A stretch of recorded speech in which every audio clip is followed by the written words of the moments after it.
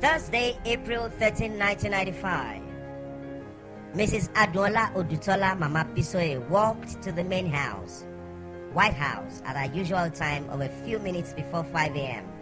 to assist her husband, Papa Chief Odutọlá, with his bath and any help he may so desire.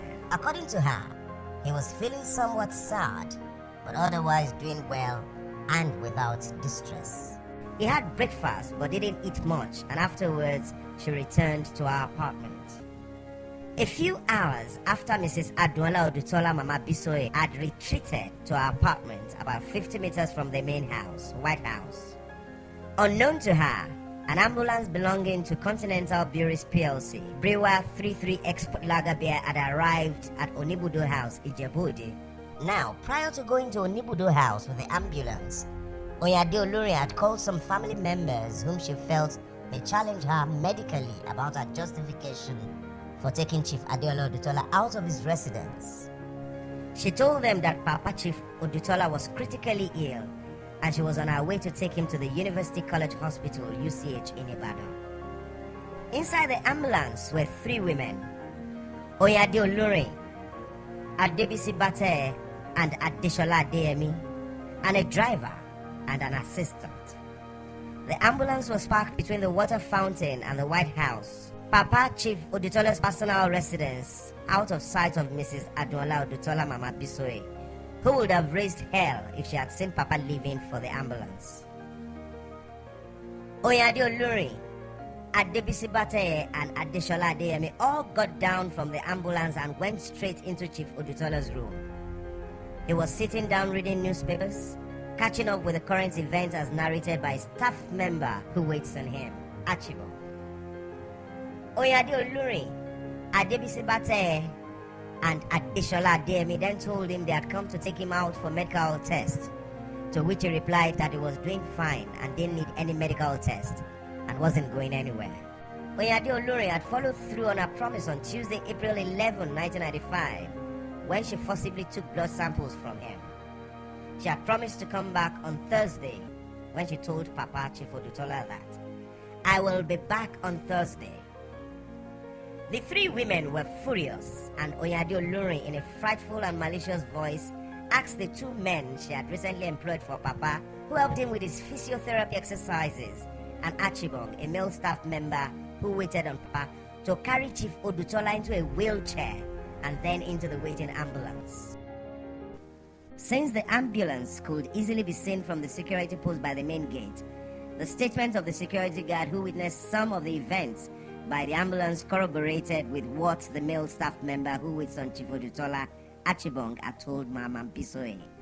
Archibald, a staff member who waited on Papa, narrated to Mama Bisoye that Papa was reluctant to leave his room with Oyinade, Adebisi Bate, and Adesola Adeyemi, and that he angrily voiced his objection in Ijebu dialect, "Bimolo, mi lori bi kuru," that he wasn't going anywhere.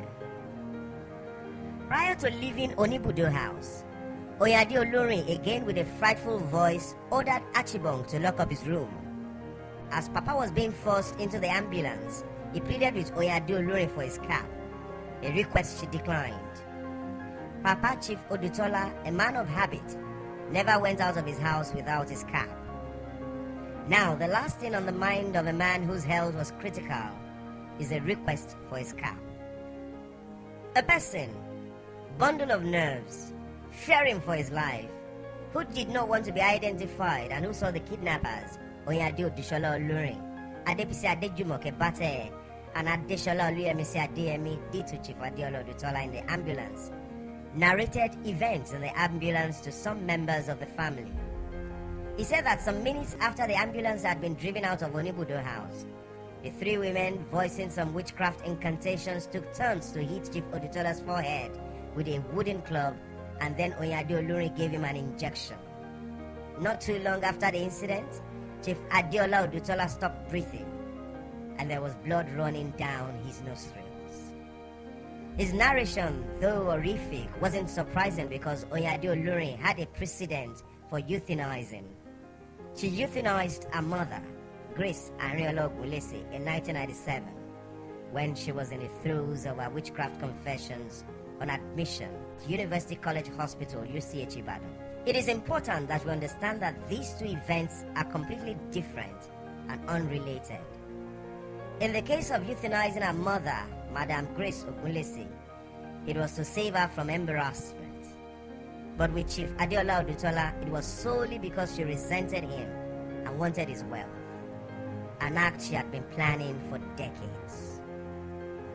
On confirming that Papa Chief Adeola Odutola was dead, Oyinade Olurin drove immediately to Onibudo House in a personal vehicle, a vehicle Chief Odutola bought for her, then walked upstairs to Mrs. Adeola Odutola Mama Bisoye's apartment, and without greeting her or emotions on her face, said, "Mama Bisoye, Papa give up, oh." When translated into English, Bisoye's mother, Papa Chief Odutola, has given up the ghost. Mama Bisoye replied, "Ha, give up ke? Otio, mumbo." In English, "What do you mean? He has given up? Oh no, I'm on my way."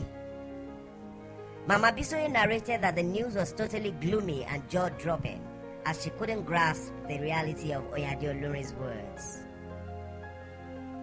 Mama Bisoye just couldn't wrap her mind around Oyinade Olurin's bad news because Chief Odutọlá was well and healthy on Monday, Tuesday, Wednesday, and up till the minute she was with him on Thursday morning. She was absolutely disheartened.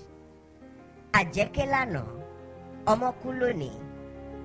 Tani o mọ̀ pé àjẹ́ tó ké lánàá ló pọ̀ mọ́. Mama Bisoye put on her slippers, flip-flop, and walked after Oyinade Olurin. Oyinade Olurin walked very fast, and before Mama Bisoye could catch up with her, she immediately entered into her car and took off. She had parked her car a few meters from the block of the apartment for Papa's wives. Unable to catch up with Oyinade Olurin, Mama Bisoye, Chief Odutola's wife, went straight to Papa's room and found it locked. Neither Mama Bisoye, Chief Adeola Odutola's wife, nor Alhaji Jimoh Akintola Odutola, his brother, saw the corpse of Chief Adeola Odutola. Oyinade Olurin, Adebisi Bateye, and Adesola Adeyemi then drove his corpse in the ambulance directly to the Department of Anatomy, University of Ibadan, UI, which is in a secluded area. His death was never confirmed by any medical practitioner at the University College Hospital, UCH Ibadan. When Mr. Oladipo Odutola and Mr. Demola Adewumi Odutola and other family members visited the UI Department of Anatomy to view Chief Odutola's corpse, they were shocked and horrified to see traumatic lacerations on his forehead and blood running down his nostrils. When they asked Oyinade Olurin about the source of the trauma and blood, she was just mute. What these events show are that 1. Chief Adeola Odutola was well and hearty on Thursday, April 13, 1995, when Oyinade Olurin, Adebisi Bateye, and Adesola Adeyemi forcibly abducted him from his home in an ambulance.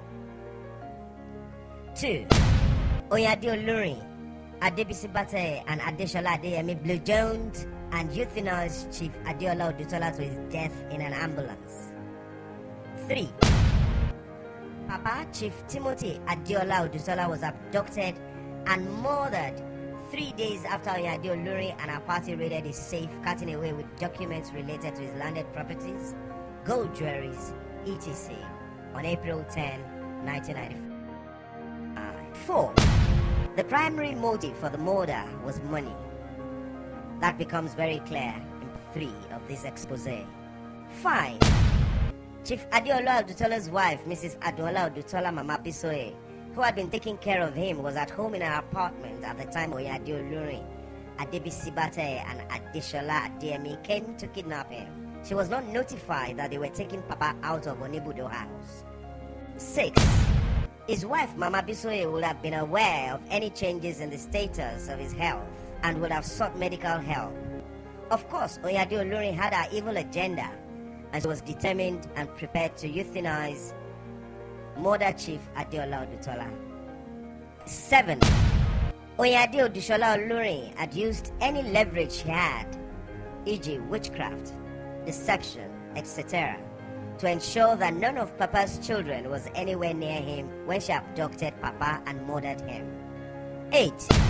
Modupe Adewumi Odutola Mama Yinka, Chief Adeola Odutola's last wife, who had 4 illegitimate children for him, had deserted him in the guise of a visitation trip to Lagos, his ancestry in the murder of Chief Adeola Odutola.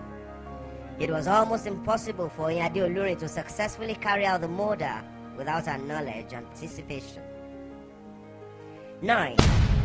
Oyinade Olurin chose not to follow the normal and legal medical protocol, which is to take his corpse to the University College Hospital, UCH Ibadan, and have the doctors there certify him dead, since she claimed that the status of Chief Odutola's health was critical, which was why she brought an ambulance to take him to the hospital. But she ended up taking his corpse direct to the Department of Anatomy, University of Ibadan, UI, knowing she could leverage her influence there. 10. Oyinade Olurin took Papa's corpse directly to the University of Ibadan Department of Anatomy, Ibadan, to be embalmed. Oyinade and her mother conspirators alone knew that she was having Papa embalmed.